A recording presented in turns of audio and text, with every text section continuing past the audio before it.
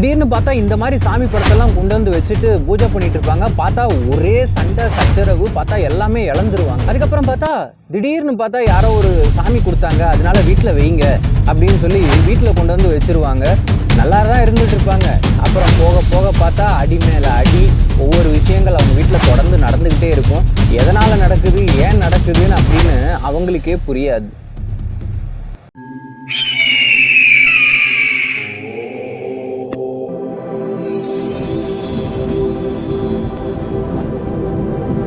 எஸ்கஹன் media.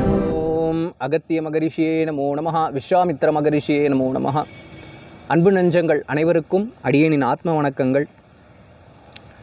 இந்த பதிவு சாமி படம் என்னென்ன படம் வீட்டில் வைக்கலாம், அதனால நல்லதா கெட்டதா அப்படின்னு பார்க்குறதுக்கு முன்னாடி கேரளாவில் ரொம்ப ஒரு துக்ககரமான சம்பவம், ஜீரணிக்க முடியாத சம்பவம் நீங்கள் தொலைக்காட்சியில் நியூஸ் சேனல்ஸில் எல்லாம் பார்த்துருப்பீங்க.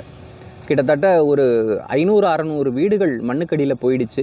இன்னும் பல பேர் கிடைக்கல.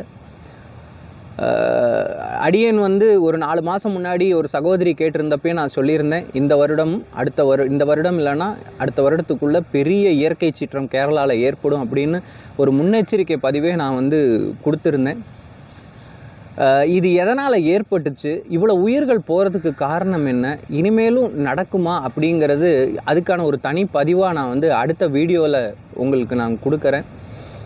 இப்போது அங்கே உயிரிழந்த அத்துணை மக்களுக்காகவும் மனசார இறைவன்கிட்ட அவங்க ஆத்மா சாந்தி அடையணும்னு பிரார்த்தனை பண்ணுங்கள். உறவினர்களை இழந்து தவிக்கிறவங்களுக்கு ஒரு நல்ல வாழ்க்கை அமையணும் அப்படின்னு பிரார்த்தனை பண்ணுங்கள். வாங்க பதிவுக்குள்ளே போகலாம். அதாவது நம்ம வீட்டில் பார்த்திங்கன்னா நிறைய சாமி படங்கள் வச்சுருப்போம். சில பேர் சொல்லுவாங்க காளி படம் வீட்டில் வைக்கக்கூடாது, சிவன் படம் வைக்கக்கூடாது, சாமி சிலைகளை வைக்கக்கூடாது அப்படி இப்படின்னு சொல்லுவாங்க. அது உண்மையா அப்படின்னு கேட்டால் அது உண்மைன்னு சொல்லலாம், இல்லைனா அவங்க சொல்லக்கூடிய விஷயங்கள் ஏற்றுக்கொள்ளக்கூடியதுன்னு சொல்லலாம். அப்போ வைக்கக்கூடாதான்னு கேட்டால் கண்டிப்பாக தாராளமாக வைக்கலாம். இப்போ ஒரு சில மனிதர்களுக்குள்ள ஒரு விஷயம் என்னென்னா, இந்த சிவன் படத்தை வீட்டில் வைக்க மாட்டாங்க. சிவன் படம் வச்சா வீட்டில் சொத்து அழிஞ்சு போயிடும், வருமானம் வராது, கஷ்டம் வரும் அப்படின்னு சொல்லி யாராவது ஒரு கோவிலில் ஒரு குருக்களோ இல்லை யாராவது சிவன் படம் கொடுத்தாங்கன்னா அதை வாங்கிக்க மாட்டாங்க. அவங்களுக்கு ஒன்று புரியலை. அதாவது செல்வத்திற்கு அதிபதி மகாலட்சுமி, அப்புறம் குபேரன், இவங்களெல்லாம் வீட்டில் இருந்தால் செல்வம் வரும். கண்டிப்பாக அவங்க செல்வம் வரும். ஆனால் ஒன்று சொல்கிறேன், மகாலட்சுமியோ இல்லை குபேரனோ கொடுக்கறத விட 1000 கோடி பொன் பொருட்களை கொடுக்கக்கூடியவன் அந்த ஈசன், அந்த பரமேஸ்வரன். ஒரு லாஜிக்காக யோசிங்களேன். ஒன்றுமே எனக்கு வேணாயா, எனக்கு பற்றே இல்லை, எனக்கு எதுவுமே தேவையில்லை அப்படின்னு நினைக்கிறவன் தான் தான் நினைக்கிறத எல்லாத்தையும் அள்ளி அள்ளி எல்லாருக்கும் கொடுக்க முடியும் இல்லையா? அப்போது பற்றற்று கூடியவன் அவன் பரமேஸ்வரன். அவன் என்ன சொல்கிறான், பற்றற்று வாழணுமா என்னை கூம்பிடு, அதுக்கு நான் வழியை சொல்கிறேன். பற்றோட வாழணுமா, அதுக்கு நீ தர்மமாக வாழ்றியா, உனக்கு என்னென்ன தேவையோ அத்தனையும் நான் கொடுக்குறேன் அப்படின்னு பரமேஸ்வரன் சொல்கிறாரு. அப்படி பார்த்தா திருவண்ணாமலையில் போனீங்கன்னா பிஸ்னஸ் நடக்கிற எல்லா கடையிலையும் அண்ணாமலையார் ஃபோட்டோ இருக்கும். ஏன் கர்நாடகா, ஆந்திரா போனீங்கன்னா எல்லா கடையிலையும் வீட்லேயும் பார்த்தீங்கன்னா பிரம்மாண்டமாக சிவபெருமானோட படங்கள் இருக்கும். கோகர்ணா போங்க, எல்லா வீட்லேயும் இருக்கும். அவங்கெல்லாம் தாரித்திரியம் வந்துருச்சா இல்லை செல்வத்தை இழந்துட்டாங்களா? இல்லை. சரி, இப்போது என்ன அப்படின்னு பார்த்தீங்கன்னா, பொதுவாக நம்ம வைக்கக்கூடிய சாமி படங்கள் என்ன, வைக்கக்கூடாத சாமி படங்கள் என்ன அப்படிங்கிறத பார்க்குறதுக்கு முன்னாடி பொதுவாக இந்த விஷயங்களை நீங்கள் செய்கிறீங்களா உங்கள் வீட்டில் அப்படிங்கிறத யோசித்து பாருங்கள். என்ன அப்படின்னு பார்த்தீங்கன்னா, கோவில் அப்படிங்கிறது கர்ப்ப கிரகம் எப்படி இருக்கும், சுத்தமாக இருக்கும், ஒரு அழுக்கு இல்லாமல். ஏன்னா மக்கள் எல்லாம் அங்கே ஒரு நல்லதையே வேண்டி அந்த இறைவன்கிட்ட இருந்து தன்னுடைய வேண்டுதலை நிறைவேற்றிக்கக்கூடிய மன அமைதி பெறக்கூடிய ஸ்தலமாக அந்த இடம் இருக்குது. நம்ம வசதி வாய்ப்புக்கேற்ப ஒருத்தவங்க வீடு கட்டும்போது தனியாக ரூம் கட்டிப்பாங்க. வசதி இல்லாதவங்க ஒரு அலமாரி மாதிரி வச்சு அதில் படத்தை வச்சுக்குவாங்க. இப்படி தான் ஒவ்வொரு வீடுகள்லேயும் இருக்குது. ஒரு சில பேர் என்ன பண்ணுவாங்க பார்த்தீங்கன்னா, ஒரு 50 படத்தை 60 படத்தை மாட்டி வச்சுருப்பாங்க. அதுக்கப்புறம் பார்த்தீங்கன்னா எல்லா படத்தையும் கொண்டு மாட்டி வச்சுருப்பாங்க. ஆனால் எத்தனை பேர் மாதத்துக்கு ஒரு தடவை இல்லைனா ஒரு 2 மாதத்துக்கு ஒரு தடவையோ இல்லை 3 மாதத்துக்கு ஒரு தடவையோ பார்த்தீங்கன்னா அந்த படங்கள் இறைவன் இருக்கக்கூடிய இடம் சுத்தமான இடமா இருக்கணும் இல்லைங்களா? அப்போது அந்த படத்தை எடுத்து நல்லா தொடச்சி பின்னாடி எல்லாம் வந்து ஒட்டடை பட்டிருக்கா அதெல்லாம் தொடச்சி சுத்தம் பண்ணி அதை எப்பயுமே நீட்டாக வச்சுருக்கணும் அப்படின்னு எத்தனை பேர் பராமரிக்கிறீங்க? ஒரு 100 பேர்த்தில் ஒரு 20 பேர் வேணால் பண்ணுவாங்க, 80 பேர் பண்ண மாட்டாங்க. ஏன்னா அது கடவுளுங்கிறது நமக்கு உள்ளுக்குள்ளேயும் இருக்கார், நமக்கு வெளியிலையும் இருக்கார், எல்லா இடத்துலையும் நிறந்து இருக்கார் அப்படிங்கிற எண்ணம் இல்லை. அதாவது எனக்கு கஷ்டம்னா நான் அவன்கிட்ட சொல்லுவேன், எனக்கு தீர்க்கக்கூடிய ஒரு கருவியாக தான் நிறைய பேர் பார்க்குறோம். அப்படி இருக்கிறதுனால தான் அந்த படத்தெல்லாம் நம்ம சுத்தம் பண்ணுறோமா? கண்டிப்பாக கிடையாது. அப்போது அதெல்லாம் சுத்தமாக அப்போ கோவிலில் சாமி எப்படி இருக்குன்னா, நம்ம சாமி ரூம்னா நம்ம வீட்டோட கோவில், நம்ம பூஜை அறை இல்லை சாமி படம் வைக்கக்கூடிய இடம், அதை நம்ம சுத்தமாக வச்சுக்கணும் இல்லையா? அதை பண்ணி, ஏன்னா பாசிட்டிவ், நம்ம நல்லது தான் வேண்டுறோம். கடவுளே இவனை அழிச்சிரு, அவனை நாசமாக்கிடணும் வேண்டதில்லை. கடவுளே எனக்கு ஒரு நல்ல புத்தியை கொடு, நல்ல மனசை கொடு, வருமானத்தை கொடு, என் பிள்ளைங்களுக்கு கல்யாணத்தை நடத்தி கொடு, என் வியாதியை போக்கு, இப்படி நல்ல விஷயங்களாக வேண்டும் போது ஆக்கர்ஷணம் அங்கே இருக்கும்போது அந்த இடத்த தூய்மை, கிளீன்லினஸ் நெக்ஸ்ட் டு காட்லினஸ், ஒரு இங்கிலீஷில் பழமொழி இருக்குது இல்லைங்களா? சுத்தத்திற்கு அப்புறம்தான் கடவுள் அப்படிங்கிறார். அப்போ இடம் சுத்தமாக இருந்தால் தானே அங்கே கடவுள் இருப்பான். வெறுமனே சாமி படத்தை சுத்தமாக வைக்காமல் எதுவும் க்ளீன் பண்ணாமல் சும்மா தூப தீபம் காமிச்சிக்கிட்டு உட்காந்துருந்தா எங்கேருந்து வேலை செய்யும்? வேலை செய்யாது. அதனால் முடிஞ்ச அளவுக்கு 1 மாதத்துக்கு ஒரு தடவையோ 2 மாதத்துக்கு ஒரு தடவையோ பூஜை அறையை சுத்தமாக படங்களை மெதுவாக எடுத்து தொடச்சி நீட்டாக சந்தன குங்குமம் வச்சு ஒரு திருப்தியாக உங்கள் மனசார அதை பண்ணுங்கள்.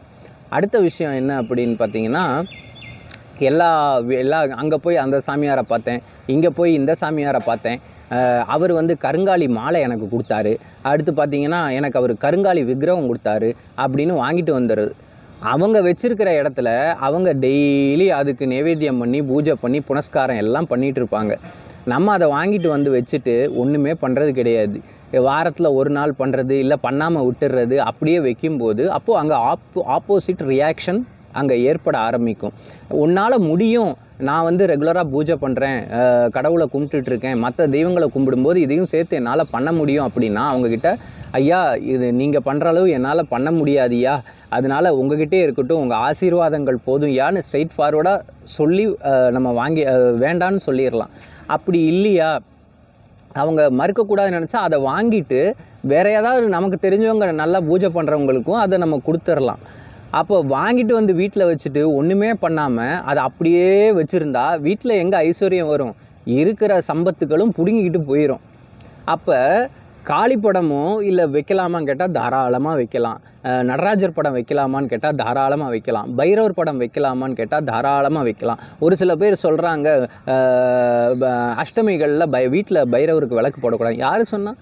தாராளமாக போடலாம்.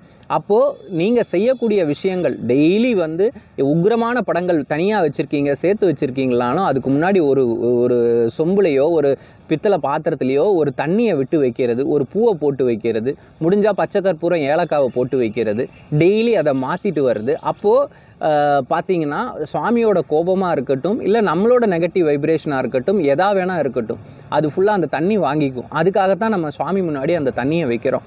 அப்போ இந்த மாதிரி வச்சுட்டு நம்மளால் பூஜைகள் ரெகுலராக நம்ம பண்ணிட்டு வரும்போது எந்த படங்கள் வேணாலும் வச்சுக்கலாம், என்ன வேணாலும் பண்ணிக்கலாம்.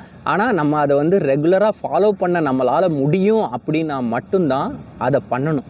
அப்படி இல்லைன்னா அதை நம்மளால் பண்ண முடியல அப்படின்னா அதை நம்ம வந்து வாங்கவும் கூடாது, வைக்கவும் கூடாது.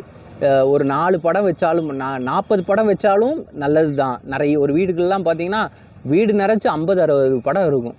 பார்த்தா அதை ஃபுல்லாக க்ளீன் பண்ணுவாங்களான்னு கேட்டால் க்ளீன் பண்ண மாட்டாங்க.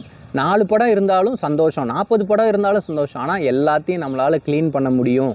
நம்ம அது வந்து மாதத்துக்கு ஒரு தடவை க்ளீன் பண்ணி மனசார டெய்லி பூஜைகள் பண்ண முடியும். பெருசாக வந்து கற்பூரம் டெய்லி பொங்கல் படையல் அப்படிலாம் பண்ணணும்னு இல்லை.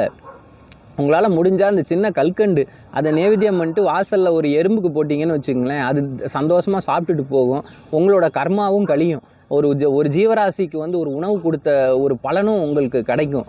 அப்படி இருக்கிற பட்சத்தில் நீங்கள் எந்த படம் வேணாலும் வைக்கலாம். ஆனால் அதுக்கான சக்திகள் ஒரு பெரியவங்க சாமியார் தந்தாங்க, அவங்க தந்தாங்க, இவங்க தந்தாங்கன்னு அப்படிங்கிறப்போ உங்கள் வீட்டில் இருந்து உங்களால் அதை ஃபாலோ பண்ண முடியும். நான் நீட்டாக பூஜை ரூமை வச்சுருக்கேன், என்னால் டெய்லி நான் பூஜை பண்ணுறேன் அப்படின்றவங்க தாராளமாக வாங்கிட்டு வந்து வைங்க. அப்படி இல்லாமல் நீங்கள் நல்லா இந்த வீடியோ பார்க்கக்கூடிய அத்தனை பேருக்கும் நான் ஒரு விஷயம் சொல்கிறேன். இந்த மாதிரி படங்களோ இல்லை விக்கிரகங்களோ வாங்கிட்டு வந்து ரெகுலராக பூஜை பண்ணாமல் ஆடிக்கு அமாவாசைக்கு பூஜை பண்ணக்கூடிய நபர்கள் வீட்டில் பாருங்கள் தொடர்ந்து வியாதிகள் வந்துக்கிட்டு இருக்கும். அதுக்கப்புறம் பார்த்திங்கன்னா தொடர்ந்து பணம் தட்டுப்பாடு ஏற்பட்டுருக்கும், செல்வங்கள் குறைய ஆரம்பிச்சுக்கிட்டு இருக்கும், நிறைய பிரச்சனைகள் தொடர்ந்துக்கிட்டே இருக்கும். அப்போது இதை வைக்கலாமா, அதை வைக்கலாமா, நரசிம்மர் வைக்கலாம், பைரவர் வைக்கலாம், காளிப்படம் வைக்கலாம், எல்லாம் வைக்கலாம். ஆனால் சுத்தபத்தமாக இருக்கக்கூடிய இடம் இன்னும் எங்கள் வீட்டில் இடமே இல்லைன்னா கூட அந்த ஒரு அழகாக பலகை அடித்து அதை நீட்டாக வச்சு நம்ம வந்து கவுச்சி சாப்பிடாம சாப்பிட்றப்போ அங்கே போகக்கூடாது. அது இல்லாதப்போ சுத்தபத்தமாக கொஞ்சம் தள்ளி ஒரு தனியாக இருக்கிற மாதிரி அதை நம்ம பார்த்துக்கணும். பார்த்துக்கிட்டு அப்போ தான் நம்ம ஒவ்வொரு நாளும் காலையில் எந்திரிச்சு விளக்கு ஏற்றி அந்த இடத்த கும்பிடும்போது இடமும் சுத்தமாக இருக்கும், மனசும் சுத்தமாக இருக்கும். இறைவனோட ஆற்றல் இந்த பூஜைகள்லாம் பண்ணும்போது பரிசுத்தமாக அங்கே இருக்கும்போது நம்ம பிரார்த்தனை பண்ணும்போது நம்ம வீட்டில் மகாலட்சுமி தங்குவா, இல்லைன்னா தங்க மாட்டா. வயநாடை பற்றின ஒரு பதிவு அடுத்த வீடியோவில் பார்க்கலாம்.